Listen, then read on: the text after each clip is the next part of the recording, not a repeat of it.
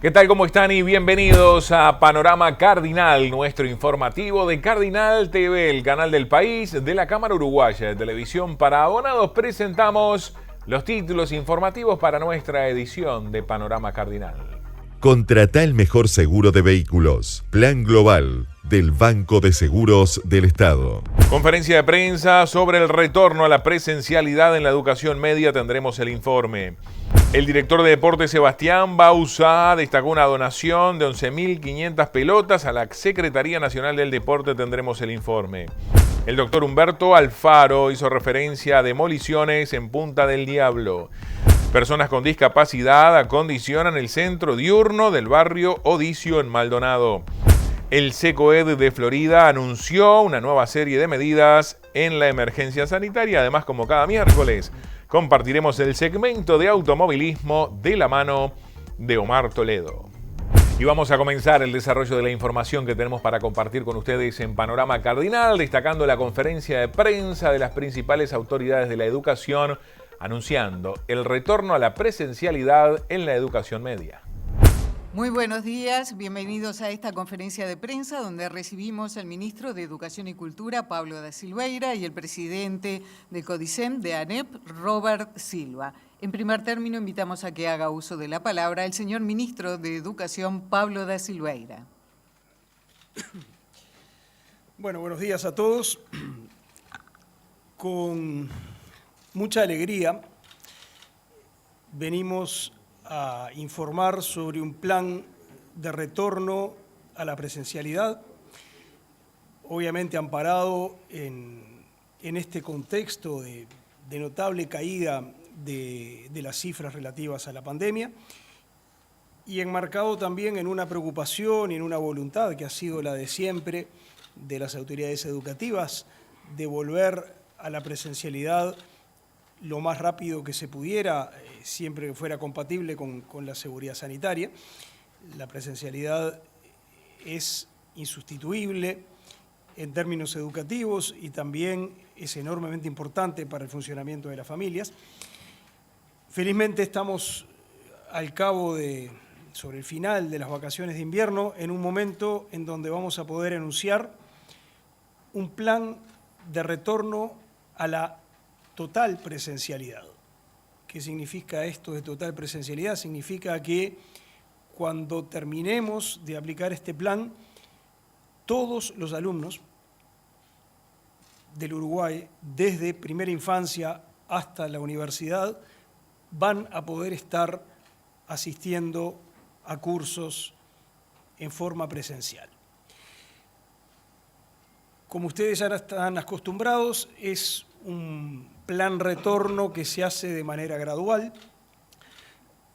por razones básicamente que tienen que ver con la cuestión sanitaria, para avanzar todavía más, no solo en la caída de casos, sino en el avance de la vacunación. Pero esta gradualidad va a ser una gradualidad rápida, digamos, se va a producir en muy poco tiempo. Hay solo 2 pasos, solo separados por una semana. Hay un primer paso en el que se integra un conjunto de alumnos, pasa una semana y ahí se da el segundo paso en el que se integran todos los demás alumnos. Esto se hace según un detalle en el que hemos estado trabajando en los últimos días y que tiene una lógica que tiene que ver particularmente con las necesidades educativas de los alumnos. Lo que vamos a detallar ahora es en qué consisten esos pasos, quiénes son los que se incorporan en el primer paso y quiénes son los que se incorporan en el segundo paso. El señor presidente del CODICEM va a informar sobre este particular. Bueno, buenas tardes a todos, es un gusto estar aquí.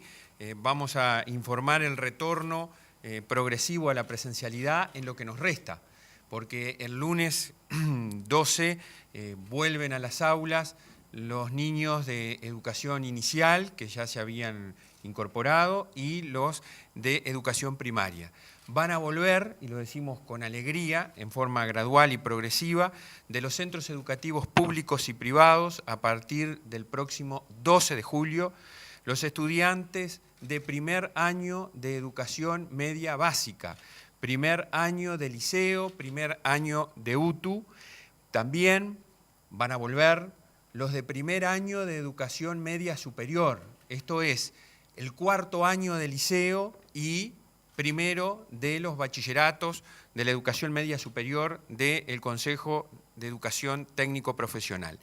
Y también lo hemos analizado y por las necesidades existentes van a volver, se va a habilitar a que Educación Técnico Profesional inicie las clases prácticas que considere necesario en el marco de sus cientos de cursos que tiene en todo el territorio nacional, que era un reclamo y una necesidad que vamos a poder atender, reitero, a partir del próximo lunes 12 de julio, culminadas las vacaciones de invierno. El próximo lunes 19 de julio van a estar comenzando el segundo y el tercer año de educación media básica, segundo y tercer año de liceo y de las escuelas técnicas del Uruguay. Y a su vez el segundo año de la educación media superior, el quinto año de liceo o el segundo año de correspondiente a UTU. Esto es el lunes 19. Y también queremos decir que se ha habilitado el inicio, de acuerdo a los cronogramas que se establezcan, de la Dirección de Jóvenes y Adultos que trabaja en el CODICEN, que está en la órbita del CODICEN, que tiene un conjunto de cursos que atiende distintas realidades en todo el país, y también la educación especial, en particular para los adultos, que restaba comenzar, están habilitados a iniciar cuando culminen las vacaciones de invierno. Nos parece que es fundamental en esta instancia, como lo hicimos con el ministro la vez anterior, apelar a la responsabilidad demostrada desde siempre de nuestras comunidades educativas, nuestros docentes, nuestros funcionarios y particularmente de nuestras familias. Lo dijimos cuando vinimos a anunciar el retorno a la presencialidad de educación inicial y primaria. Esto depende del esfuerzo comprometido de todos. Lo hicimos. Ahora que la situación del país lo permite, que la situación que hemos vivido en la propia educación del país también lo permite, este nuevo retorno, que implica el retorno de toda la educación formal obligatoria del país, depende del esfuerzo de cada uno de nosotros. Habilitamos el espacio de preguntas. ¿Cómo no, ministro? Adelante, por favor. Simplificando un poco lo que acaba de decir el presidente del CODICEN para establecer algunas ideas fundamentales, aunque no agotan todo. Lunes 12 de julio empiezan primeros, cuartos y sextos de la educación media. Lunes 19 de julio empiezan segundos, terceros y cuartos, y quintos. Y a esto se suman algunos grupos especiales como el de la educación especial. Pero gruesamente el esquema es ese. Primero, cuartos y sextos de educación media el lunes 12 de julio, segundos, terceros y quintos el lunes 19 de julio. El lunes 19 de julio también queda autorizada a reiniciar sus actividades toda la educación terciaria, incluyendo la educación universitaria. A partir del lunes 19 de julio, la educación superior y en particular la educación universitaria pueden volver a la presencialidad. Naturalmente, cada institución universitaria, en los márgenes de autonomía con los que cuenta, podrá decidir si efectivamente empieza con la presencialidad el 19 de julio o si prefiere hacerlo en otro momento. Pero desde el punto de vista de la luz verde dada por el Gobierno Nacional, a partir de el lunes 19 de julio puede empezarse con la presencialidad en las instituciones universitarias y otras instituciones de educación terciaria. Ahora sí. Muy bien, entonces habilitamos el espacio de consultas, recordándoles, como siempre, a nuestros colegas, identificarse con nombre y medio el cual representan y realizar una pregunta por medio. Gracias.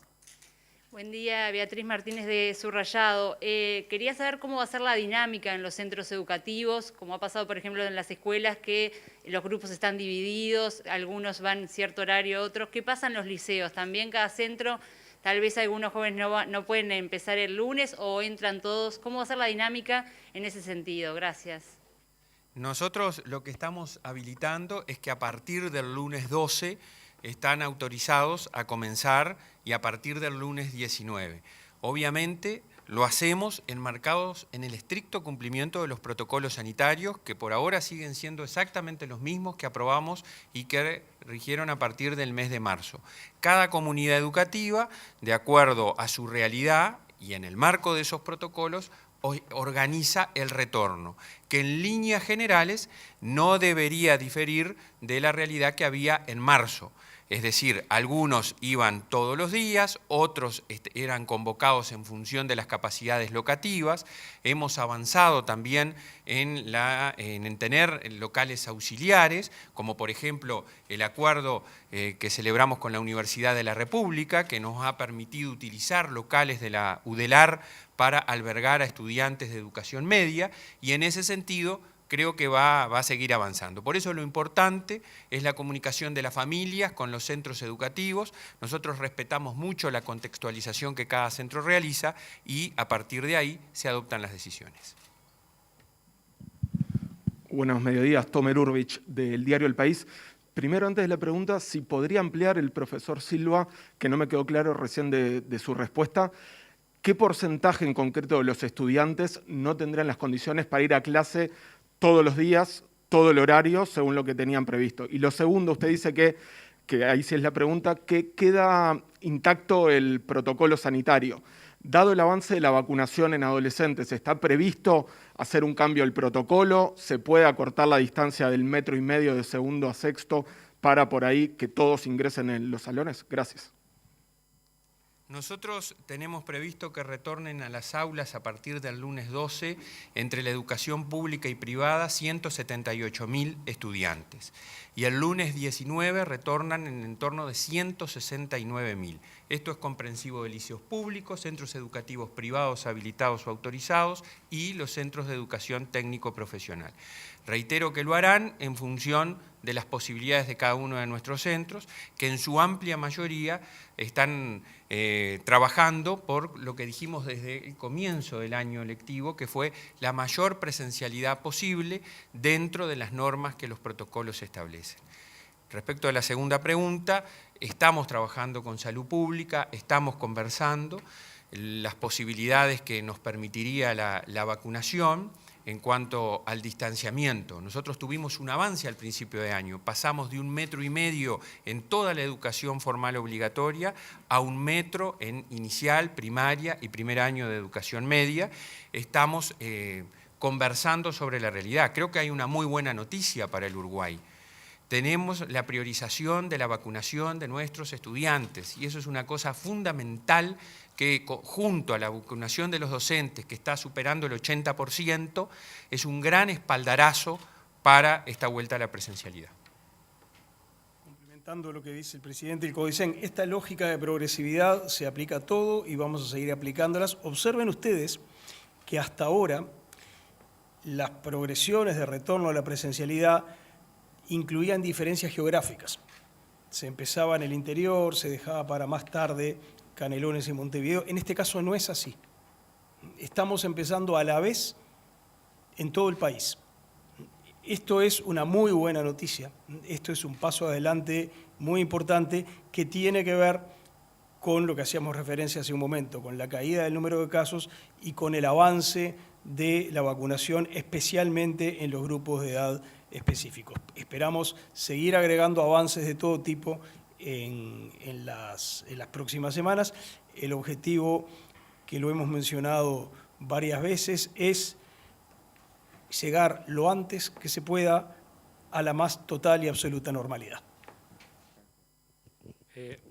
Daniel de León de Canal 12 de Telemundo, a la vez de anunciar la vuelta a las clases presenciales en educación media, ¿se está pensando también en algún programa para atender a aquellos alumnos que hayan quedado por el camino, que hayan perdido contacto con la educación, con el centro educativo, que hayan desertado de alguna manera?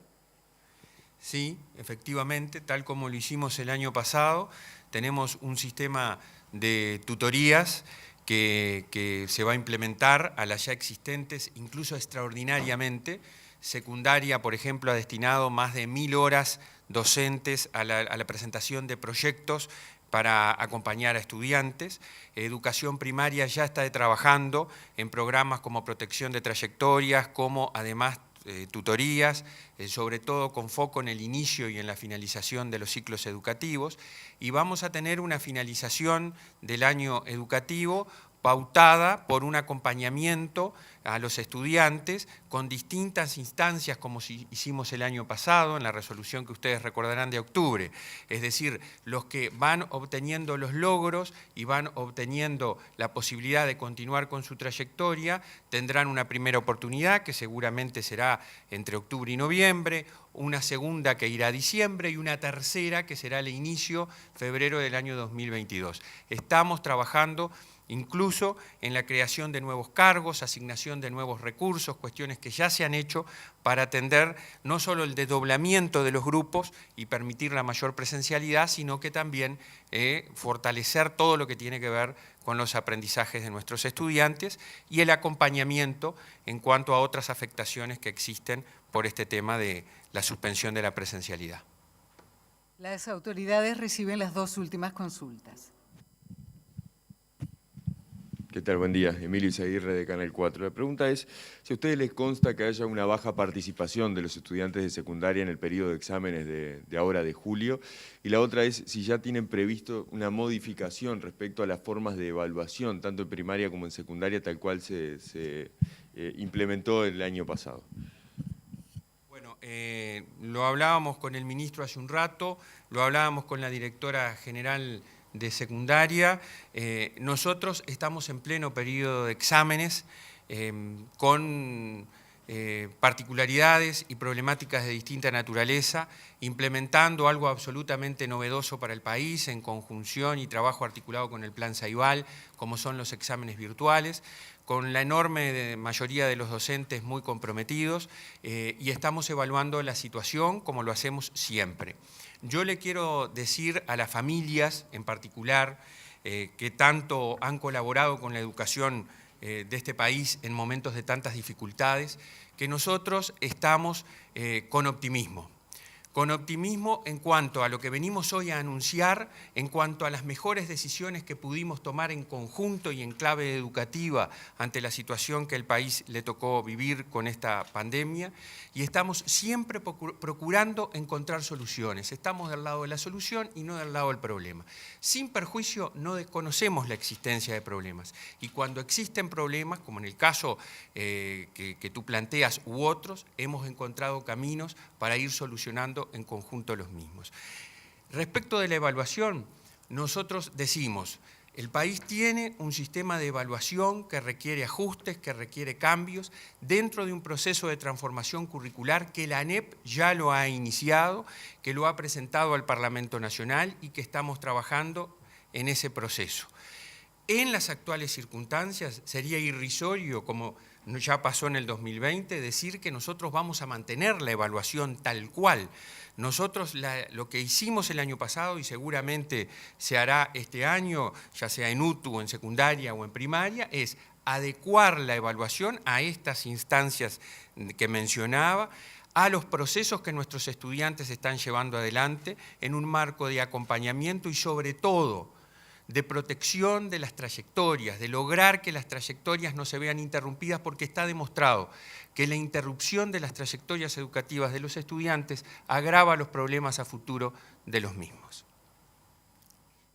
¿Qué pasa con la calidad de la educación? ¿Cómo ha afectado la calidad de la educación esta situación que se está registrando este año y algo de pandemia, ¿verdad? Casi 2.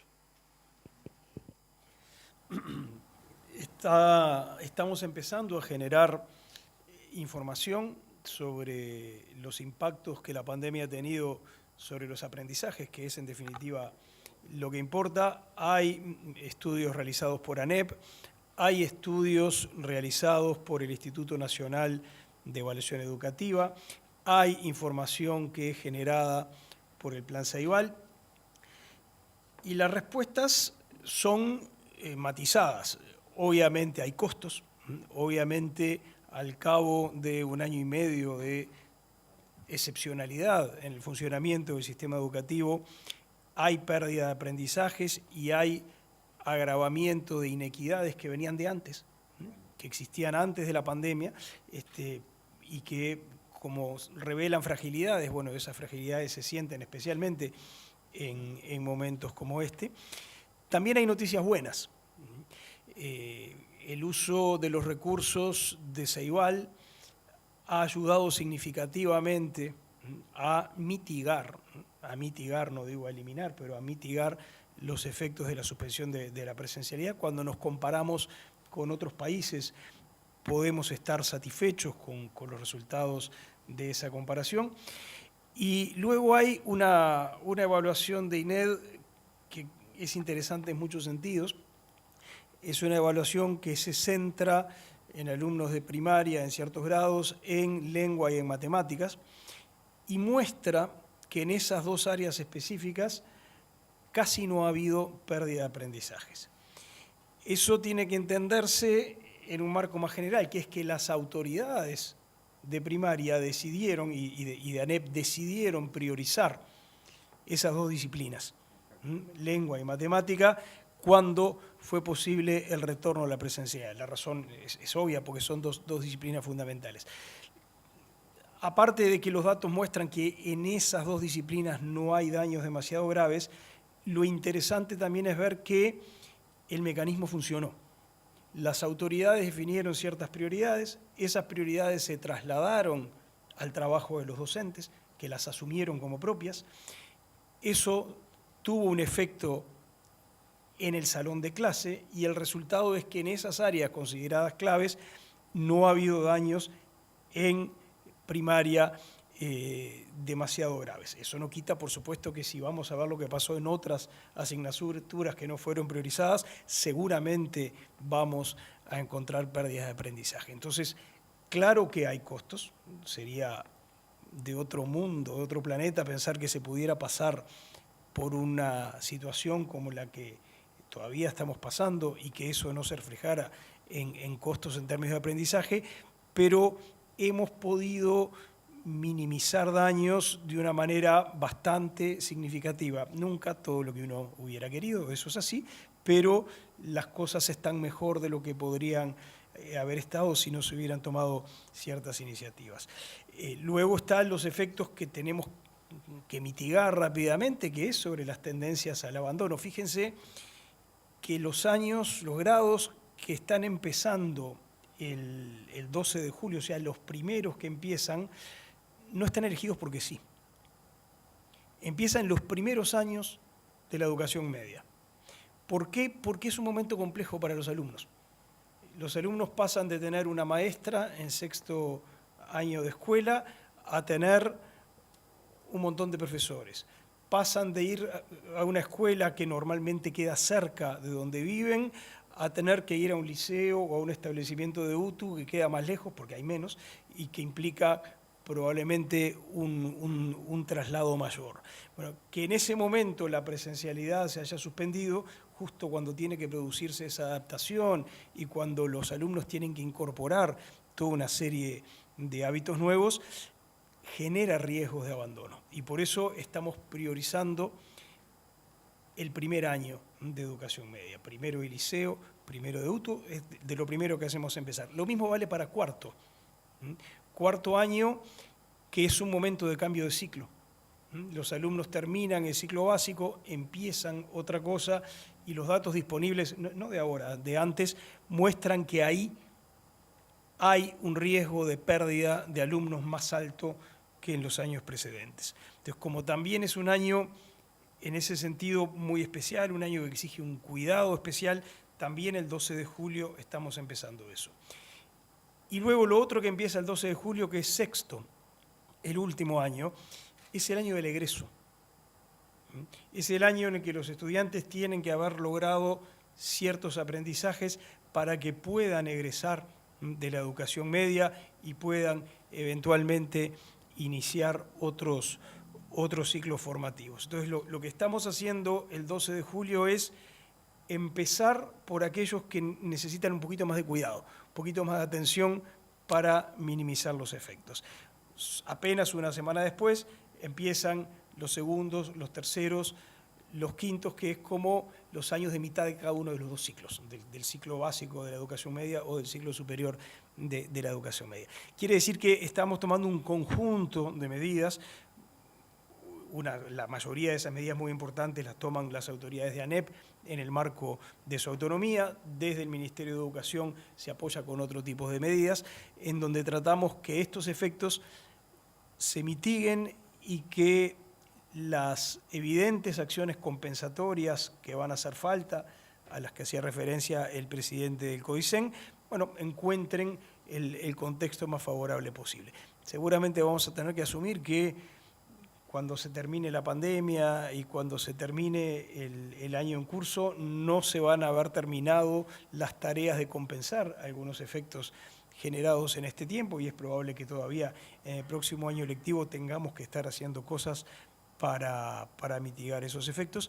Bueno, pero eso es lo que pasa cuando uno enfrenta una situación crítica como esta, y lo importante es tener capacidad de respuesta, y estamos trabajando mucho para tratar de tener la mayor capacidad de respuesta posible. De esta manera finalizamos la conferencia de prensa, agradeciendo al señor ministro de Educación y Cultura, Pablo da Silveira, el señor presidente del CODICEN, Robert Silva. Muchas gracias, buenas tardes. Bueno, más información. El secretario nacional de Deportes, Sebastián Bauzá, destacó una donación de 11.500 pelotas. La verdad que con Unidos, desde que estalló la pandemia en Uruguay, ha comenzado a trabajar primero con canastas que se han repartido por medio de la estructura del baby fútbol, de ONFI, donde ha llegado a todo el país. Después se trabajó y seguimos trabajando con la donación de desfibriladores, algo tan importante y un debe tan grande que tenía no solamente las plazas, también los clubes de básquetbol, de fútbol, de baby fútbol. Y ahora llegó esta idea, pensando en el día después, en la cual pelotas de fútbol y de básquetbol que van a ser repartidas a clubes de fútbol, a nuestras más de 100 plazas de deporte, al INAU, a INJU, porque bueno, creemos la importancia del deporte salud, la actividad física fundamental, y creo que de alguna manera la pelota ayuda a unir mucho a los chicos, a los jóvenes, y hacer una actividad física que necesitamos después de este casi año y medio de pandemia, en la cual, gracias a la buena vacunación que llevamos adelante y el buen trabajo del Ministerio de Salud Pública, vamos saliendo. ¿Dónde va a ser distribuido este donativo de pelotas de fútbol y básquetbol, doctor?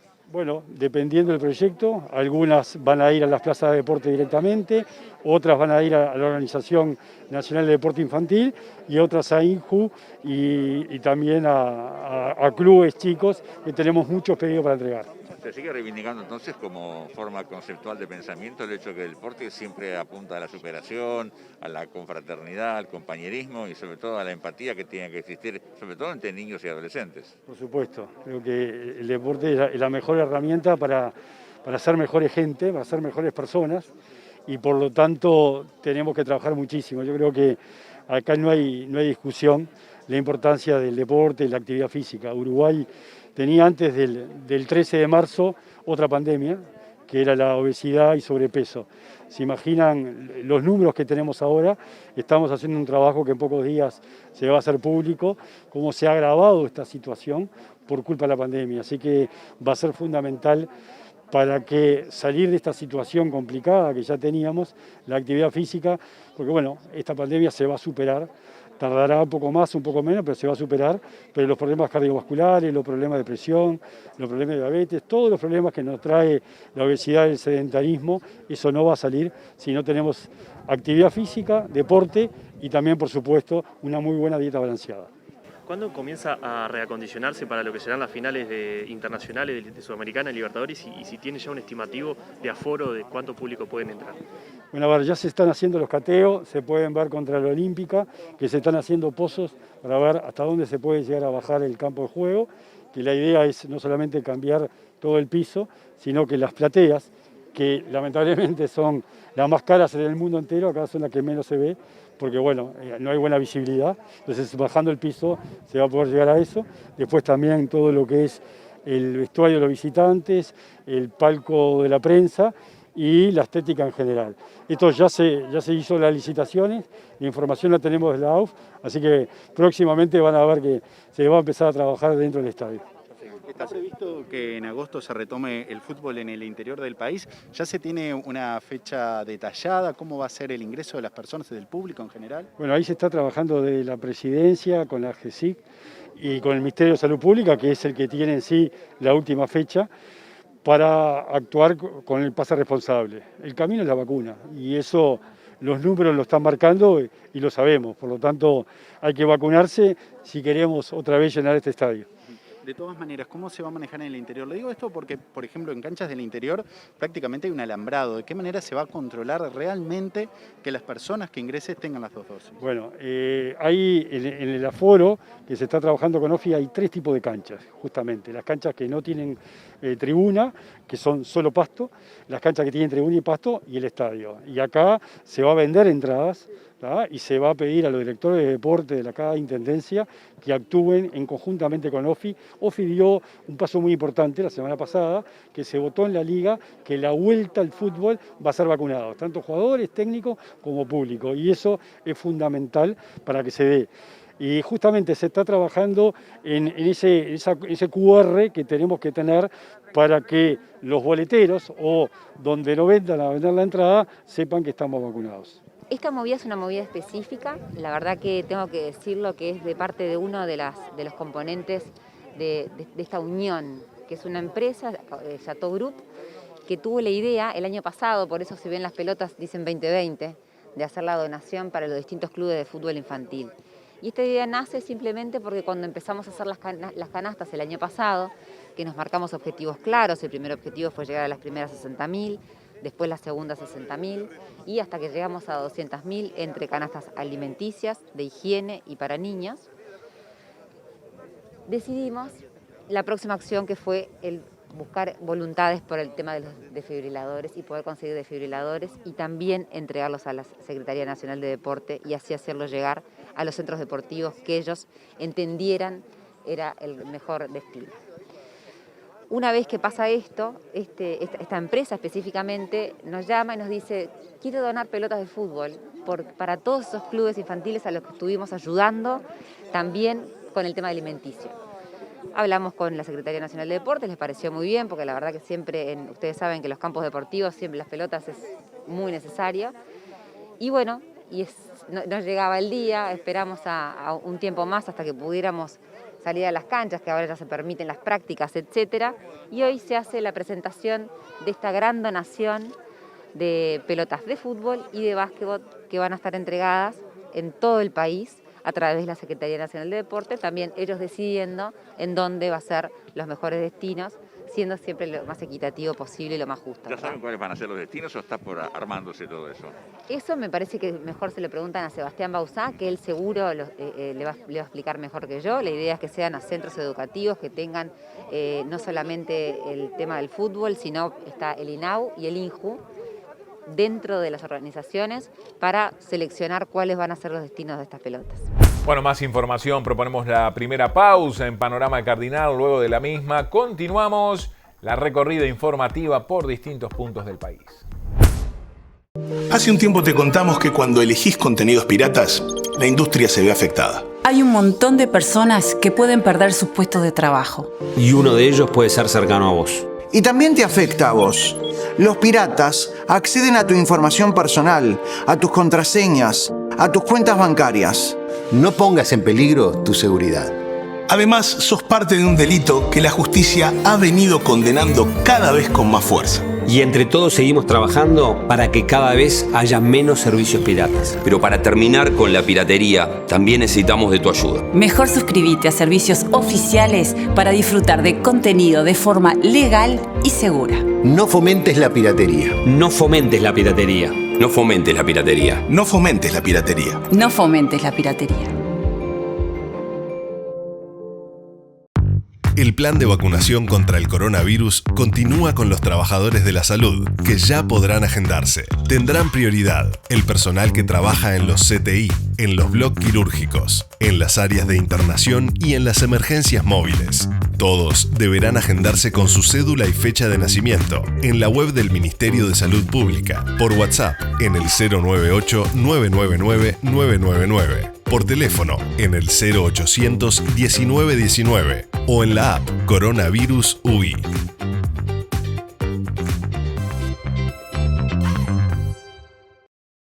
El cable llegó a todas tus pantallas. Si tenés cable en tu casa, entonces puedes tener gratis Cable Play, la aplicación del cable para todos tus dispositivos. Con Cable Play, mira televisión, dibujitos y deportes en vivo. Estés donde estés. Disfruta del cable sin límites con el contenido más variado en tu celular o tablet. Suma más pantallas y mira el cable desde donde quieras. Comunícate con tu operador de cable, descarga la app y disfruta de todo lo que Cable Play tiene para vos. Cable Play, lo que querés, donde querés.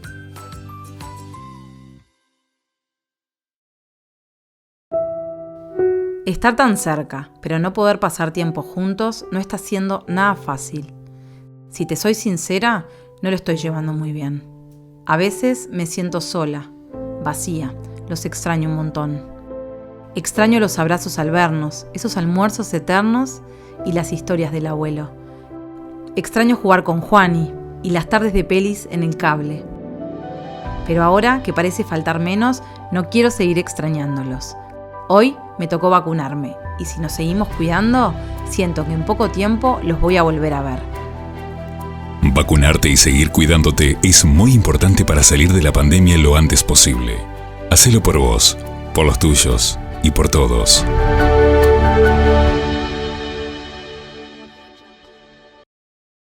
Contrata el mejor seguro de vehículos. Plan Global del Banco de Seguros del Estado. Bueno, más información en Panorama Cardinal. Nos vamos al departamento de Artigas porque la Intendencia recibió a jerarcas del Ministerio del Interior para abordar distintos temas.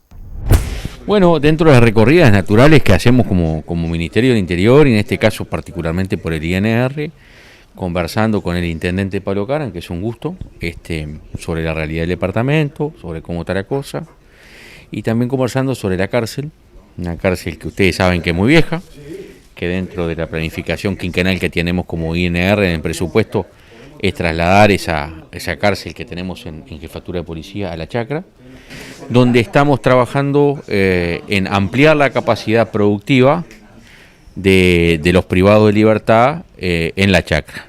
Tenemos un convenio que se va a firmar en las próximas semanas con la Intendencia, pero ya estamos trabajando y vamos a llegar seguramente a tener por lo menos 10 hectáreas plantadas de cebolla, boñato y ahora después zapallo, aparte del ladrillo que estamos haciendo y algunos otros proyectos que estamos hablando con el Intendente, como por ejemplo el tema de la planta flor para los canteros de la Intendencia de Artigas en todo el departamento, que es un trabajo que lo hace en varios departamentos privados de libertad a través del invernáculo, y eso, el plantín, o sea, de la semilla el plantín y el plantín en trasladarlo a los distintos canteros. Una visita muy buena porque vienen con planteamientos más que policiales, planteamientos sociales, donde los cuales nos piden la cooperación de la Intendencia y obviamente en este momento de una crisis moral y de todo tipo, droga y eso, nosotros estamos totalmente dispuestos a firmar el convenio con ellos y a empezar a hincar el diente a la brevedad posible. Acá la idea, uno de ellos, y que estoy totalmente de acuerdo, es que aprendan a cumplir alguna tarea y que puedan independizarse ni bien puedan, porque sin hacer nada las 24 horas del día la cabecita trabaja. Y entonces le vamos a arar más en la chacra policial. Ahora ya fuimos a la cárcel central, vamos a ir a la chacra y bueno, acá es lo fundamental, es la salud mental de mucha gente, la salud espiritual, pero también que haya un ordenamiento. Hoy reunidos con el intendente Pablo Caran, trabajando en conjunto, ¿cómo van a continuar estos trámites? Y es eso, ahora el intendente tiene una amabilidad que va a acompañarnos tanto a la cárcel vieja como a la chacra y para coordinar el apoyo fundamental, por eso es esto, y hay que reconocer que el intendente nos acompañe y entre con el apoyo de él, también que nos den toda la maquinaria, todo lo que él pueda ayudar, siempre pensando en que los internos trabajen, produzcan y como se dijo, que también se pueda producir el INR, es fundamental. No puede ser que se pague, se compre comida, se gaste mucho dinero y teniendo más de 1000 hectáreas el INR en todo el país. Nos vamos al departamento de Rocha para la palabra del doctor Humberto Alfaro, que hizo referencia a demoliciones en Punta del Diablo. Sí, se está dando cumplimiento a lo que es la línea de la Intendencia, que ha fijado claramente en la Administración, a través del Intendente, que es bueno, terminar con las construcciones ilegales. Bueno, y hay que empezar, y bueno, se ha empezado. El otro día estuvimos en Garzón, una diligencia muy importante, hoy estamos acá en Punta del Diablo y así seguiremos por el departamento. Ahora estábamos hablando con algunos de los inspectores, ya determinadas construcciones que están detectadas, y bueno, y mi mensaje a la gente, a los que están en construcciones ilegales, que en fin, no seguir construyendo, no seguir invirtiendo, no seguir creando expectativas, porque no existe ninguna posibilidad, lo que está en espacios públicos y lo que está en espacios privados y que no tiene permiso de construcción, obviamente tampoco puede proseguirse adelante si no se regulariza esa situación, y solo pueden hacerlo los que son propietarios. Entonces también el mensaje, sabemos que se están negociando, entre comillas, promesa de cesión de derechos procesorios, porque no solo cesión de derechos procesorios, sino promesa de cesión de derechos procesorios, con una cantidad de cuotas determinadas, a veces gente humilde, mucha gente de buena fe, otra no sé, no tanto. Decirles que esos negocios, en esos solares, en esas condiciones no es posible construir. No es posible construir, porque la ordenanza de Rocha es sumamente clara que para gestionar un permiso de construcción hay que ser propietario, escritura pública de propiedad, o por haberle heredado de la persona y se tramitó debidamente la sucesión. Es la única posibilidad, así que queremos esto señalarlo hoy en nuestro mensaje, que por favor se abstengan de realizar ese tipo de actividades. Nosotros entendemos y a veces se alega situaciones de especiales, familiares y demás. Bueno, eso hay otros aspectos, otras reparticiones del Estado que tienen que ver con eso, que es el MIDES, es asistencia social en el caso de la Intendencia, pero esto es ordenamiento territorial, esto es policía de la edificación, y la Intendencia no solo tiene el deber, tiene el poder, pero tiene el deber de hacerlo, y si la Intendencia no lo hace, las personas que están a cargo de la Intendencia, las diversas reparticiones que tienen que ver con esto, somos responsables civil y penalmente, omisión contumacial de los deberes del cargo. Que muchos años haya ocurrido eso, bueno, eso es otro tema. Eso será cuestión de análisis, qué es lo que ha pasado, qué fue lo que ocurrió. Bueno, esto de aquí para adelante es así y seremos inexorables en eso. Son las instrucciones que nos dieron, esa es la función que estamos cumpliendo y bueno, cumplir con la Constitución y con la ley. Y eso es lo que estamos haciendo. Así que no da para otro tipo de especulaciones, porque todo el mundo habla de las leyes, todo el mundo habla de la Constitución, todo el mundo habla de la justicia, pero lo primero que tenemos que hacer es cumplir con esas normas y bueno, en eso estamos. Bueno, a propósito de este tema también compartimos la palabra de Jorge Pereira de la Junta Local de Punta del Diablo. Sí, recomenzaron las demoliciones que estaban previstas en la faja costera, sobre todo en la zona fiscal, y empezamos con la primer casa, el primer rancho que estaba allá sobre la costa. Bueno, indudablemente es el primer paso, ¿no? Sí, un primer paso porque, de acuerdo a la información que recibí del director de Jurídica, el doctor Alfaro, esto va a continuar con más viviendas que hay que demoler, sobre todo en la zona fiscal. ¿Cuál es la situación actual? La situación actual, como todo el mundo sabe, las irregularidades de la cantidad de viviendas que hay en la zona fiscal, no solo por la cantidad, sino porque constantemente están haciendo reformas y sobre todo mucha gente que ni siquiera vive acá, que lo usa como negocio. Entonces es una irregularidad arriba de irregularidad, que es un proceso de muchos años, que está muy bueno que lo empecemos a cortar y a ordenar un poco toda esta zona tan sensible de la costa. ¿Son muchos casos, Pereira? Por lo que yo sé, sí, son unos cuantos. No tengo la información total porque se lo maneja jurídica, pero por lo que uno ve y lo que uno más o menos está enterado, estamos hablando de unas cuantas viviendas, más de 30, 40 viviendas que están en esa situación. En este caso se acaba de demoler un rancho, una especie de rancho de madera que hacía las veces de parador. Sí, cumplía con varias funciones, si lo podemos decir de una manera, ¿no? No era vivienda, pero también se usaba comercialmente y la mayoría de las veces en forma ilegal. ¿De cuánto estamos hablando? ¿Cuántos años que estaría acá? Bueno, por la información que yo tengo, este rancho tiene más de 30 años, ¿no? Hace años que están, como muchos que están en esta misma situación en la franja costera. Digo, repito, algunos que la gente que vive, que toda la vida vive acá, y otros que se lo ocuparon y lo usaron como negocio o como vivienda ilegal. Insistirle a la gente de que está prohibido construir en este momento, ¿no? Y que cualquier información en la Junta le pueden estar diciendo. Sí, estamos trabajando en ese tema en la Junta, estamos recibiendo consultas y lamentablemente mucha gente pregunta, pero hay otros que ni siquiera saben que es ilegal y lo hacen igual. O sea que el trabajo que estamos haciendo es un trabajo de recolección de información que se lo vamos a ir pasando a la parte jurídica para que tengan conocimiento de todas las viviendas regulares que hace años que están y las que se están haciendo continuamente. Bueno, más información en Panorama Cardinal. Proponemos una pausa. Luego de la misma nos iremos a Maldonado, Florida y otros puntos del país de la mano de la información. Ya volvemos. El cable llegó a todas tus pantallas. Si tenés cable en tu casa, entonces puedes tener gratis Cable Play, la aplicación del cable para todos tus dispositivos. Con Cable Play, mira televisión, dibujitos y deportes en vivo. Estés donde estés. Disfruta de Cable sin límites con el contenido más variado en tu celular o tablet. Suma más pantallas y mira el cable desde donde quieras. Comunícate con tu operador de cable, descarga la app y disfruta de todo lo que Cable Play tiene para vos. Cable Play, lo que querés, donde querés.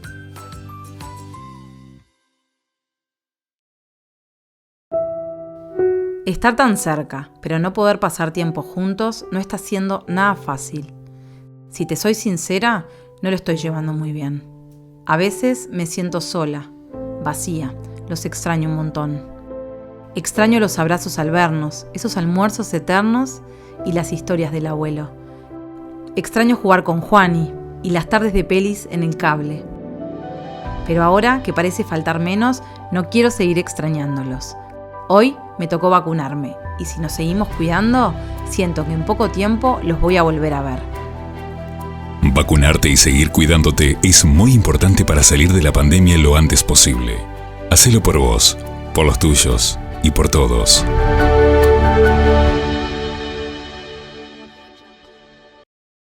Uruguay siempre tuvo altas tasas de vacunación. Y la ciencia tiene las respuestas para que tomes las decisiones en base a datos confiables. Las vacunas contra el COVID-19 son muy seguras.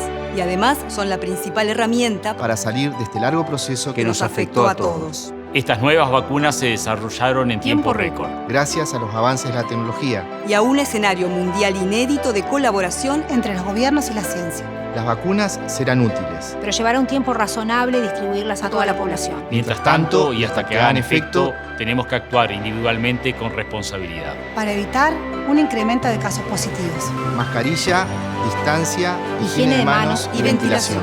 Ahora más que nunca, necesitamos controlar el COVID con los cuidados personales. Para lograr que la inmunidad colectiva llegue antes y mejor. Llegó el momento de vacunarnos. Llegó el momento de vacunarnos. Vamos por el último esfuerzo. Vamos por el último esfuerzo. Contrata el mejor seguro de vehículos. Plan Global del Banco de Seguros del Estado. Bueno, más información en Panorama Cardinal. Nos vamos al departamento de Maldonado para destacar que personas con discapacidad acondicionan el centro diurno del barrio Odicio en Maldonado.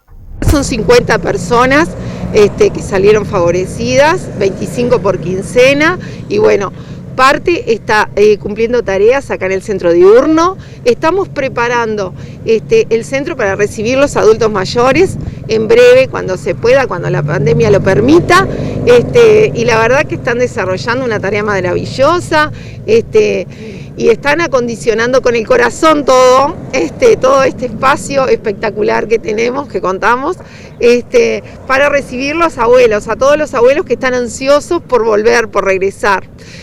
No nos podemos olvidar que hace mucho tiempo que han perdido su vínculo con el centro diurno, con su espacio, que venían de lunes a viernes, que tenían recreación, tenían su alimento, compartían con varias personas este centro, y bueno, hoy por hoy, durante toda la pandemia, se les ha hecho el equipo multidisciplinario, les ha hecho el seguimiento y se les ha llevado, si bien la vianda a la casa, no es lo mismo el vínculo cercano que teníamos, y bueno, para todo eso los vamos a esperar con la cocina renovada, con los baños accesibles, baños completamente nuevos, y bueno, y todo el reacondicionamiento que están haciendo los chicos de inserción laboral inclusiva en este espacio. ¿Hay otros lugares previstos? Sí, hay varios lugares que están trabajando, por ejemplo, en la azotea de Aedo, en la biblioteca, en el municipio de Punta del Este, en la dirección de deportes, también en la CIA. Hay en varios lugares que las personas en situación de discapacidad pueden hacer muchas tareas, uno les brinda las herramientas, y lo principal es que el equipo multidisciplinario les ha brindado no solo la herramienta, sino ha hecho que cada tipo de discapacidad, el trabajo que puede hacer cada uno para que se sientan útiles e incluidos. Bueno, sí, estamos trabajando aquí, estamos, por ejemplo, haciendo tareas de limpieza, barriendo, limpiando, junto con mi compañera, compartimos las tareas, también estamos pintando, junto con mis compañeros, 2 compañeros varones, también compartimos las tareas, y bueno, la verdad que me siento muy bien, todo bien, estoy tranquila, trabajando aquí, en las tareas de limpieza, en la pintura, y bueno, pintando todo para que quede todo limpio, prolijo, también las ventanas, acondicionamos las ventanas, las limpiamos, así que todo bien. Después también aquí afuera, en el patio, lo que son las rejas. Y bueno, todo eso junto con mis compañeros compartimos las tareas. Acá se siente muy bien. Yo acá con los compañeros me llevo bastante bien. Los trabajos acá son muy buenos, son variados, pero todo con respeto al trabajo en equipo, ¿no? Que es lo fundamental. Bueno, ¿cuáles son las tareas que estás haciendo, Nico? Estamos haciendo un poco de mantenimiento, ¿no? A lo que es la pintura, la remodelación, darle otra cara al local. También, hacemos otras variedades como la limpieza también, para mantener la higiene más que nada. Bueno, más información de Maldonado, nos vamos al departamento de Florida para destacar que el Centro Coordinador de Emergencias Departamentales anunció una nueva serie de medidas ante la emergencia sanitaria. Reunidos algunos integrantes del SECOED y consultados algunos otros, aquí con el jefe de policía, con la Dirección Departamental de Salud, básicamente, con los jefes de los batallones, el coordinador, por supuesto, Cono Arrúa. Luego de una ronda hemos determinado algunas decisiones en cuanto a los cambios que vienen asociados al nivel nacional también. En primer lugar, los comercios a partir de este próximo fin de semana van a hacer la hora de cierre, la vamos a trasladar de las 12 de la noche a las 2 de la mañana, así que van a tener 2 horas más de manera de posibilitar un poquito mejor el trabajo de ellos, también siendo en correspondencia en esta bajante de la ola. Seguimos monitoreando y los cuerpos inspectivos, tanto de la policía en el interior como de la Intendencia, de la Dirección de Higiene, van a seguir fiscalizando que los cierres se cumplan y que los protocolos se cumplan, como también los comercios diurnos que se cumplan los protocolos. Otra instancia es vamos a seguir intentando cubrir el tema de las aglomeraciones. El jefe de policía puede ampliar más y que no se registren aglomeraciones. Para ello, este fin de semana, último fin de semana de las vacaciones de julio, vamos a restablecer los controles sanitarios en las entradas a la ciudad de Florida, con la coordinación de la policía, de los batallones, de la Intendencia y del Cuerpo de Tránsito particular de la Intendencia, además de los controles de tránsito que el jefe de policía comandará con la coordinación con la policía. En cuanto a actividades deportivas, están habilitadas la novedad es que se habilitan actividades deportivas colectivas en espacios abiertos. Están habilitadas las prácticas amateur de deportes colectivos en espacio abierto. Por lo tanto, a partir de la semana que viene se reabre las plazas de deporte de todo el departamento para habilitar esta instancia. Las actividades deportivas en espacio cerrado siguen habilitadas con un estricto control del protocolo, pasando el aforo del 35% al 40% según la disposición de la Secretaría Nacional de Deporte.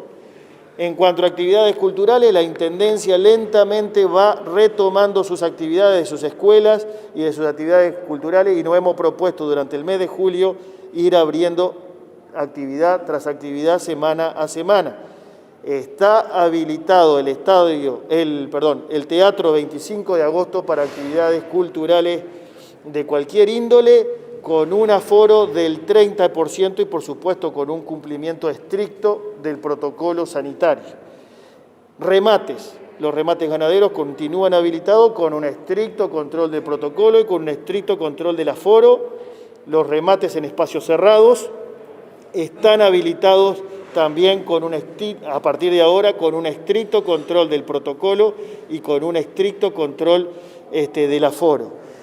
Se solicita, no es necesario pedir autorización ni a la Dirección Departamental de Salud, ni al SECOED, ni a la Intendencia. Se solicita que sí se notifique que están las actividades, porque los cuerpos inspectivos van a estar, no para ir a inspeccionarlo, porque la inspección es sorpresa, pero sí hay mucha angustia a veces de pedir la autorización. La autorización no es necesaria. Si quieren estar tranquilos, cualquier que quiera emprender alguna de estas actividades, se notifica, y con la notificación ya está cubierto a la Dirección Departamental de Salud del Ministerio de Salud Pública o a nuestra Dirección General de Higiene y Salud de la Intendencia Departamental de Florida.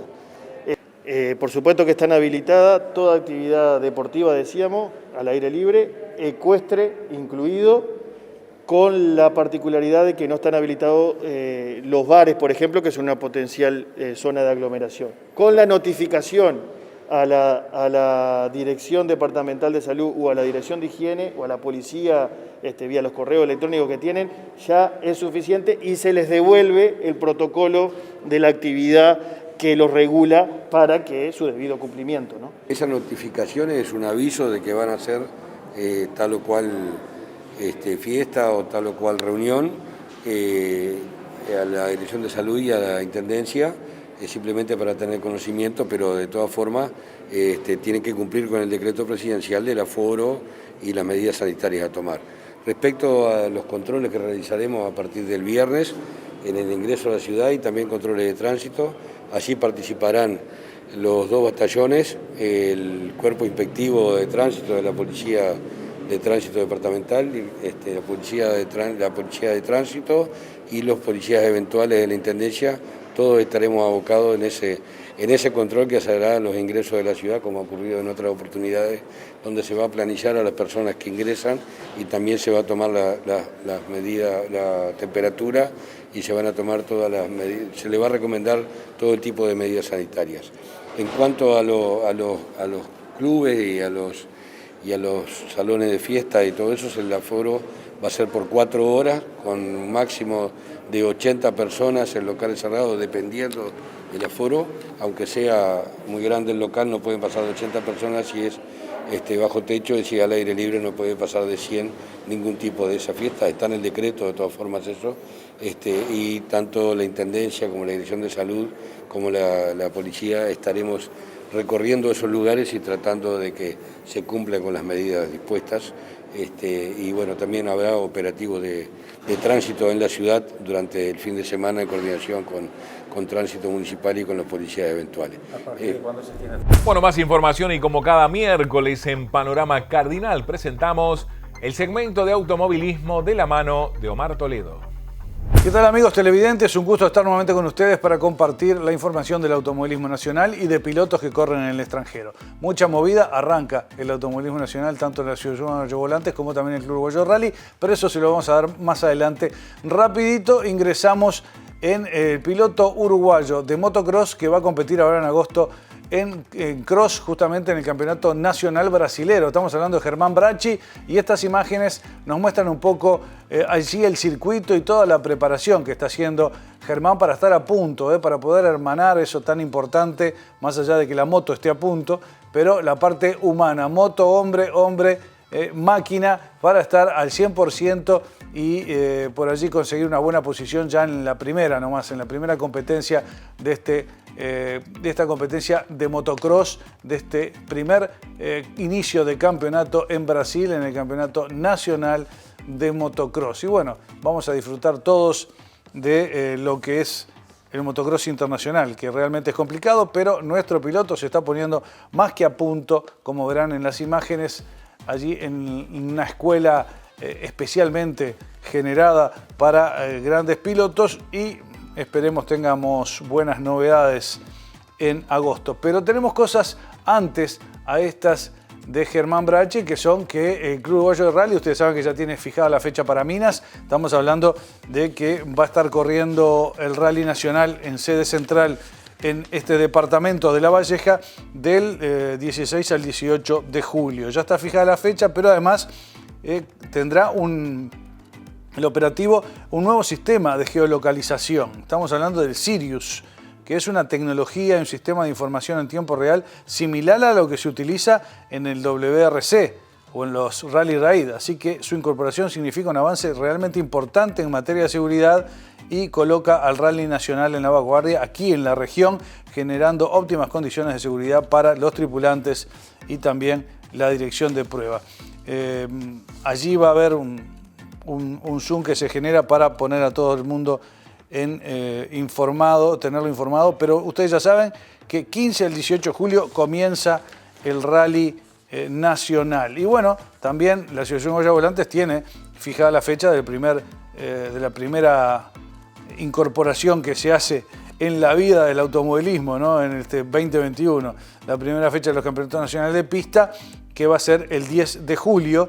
Así que la primera y la segunda fecha de estos mismos se va a desarrollar el 10 y el 11 de julio, respectivamente, en el Autódromo Víctor Borrat Fabini, allí en El Pinar, en los circuitos número 2 y número 1. Realmente interesantísimo esto que se está abriendo, esta apertura, tanto en el Rally Nacional como en la Asociación Uruguaya de Volantes. Así que bueno, esperemos tener ya empezado el año con lo mejor que se pueda para poder disfrutar del automovilismo nacional tan esperado, ¿no? Ya se llevó medio año la pandemia, además de lo que se llevó el año anterior, así que estamos todos expectantes de que sea exitoso.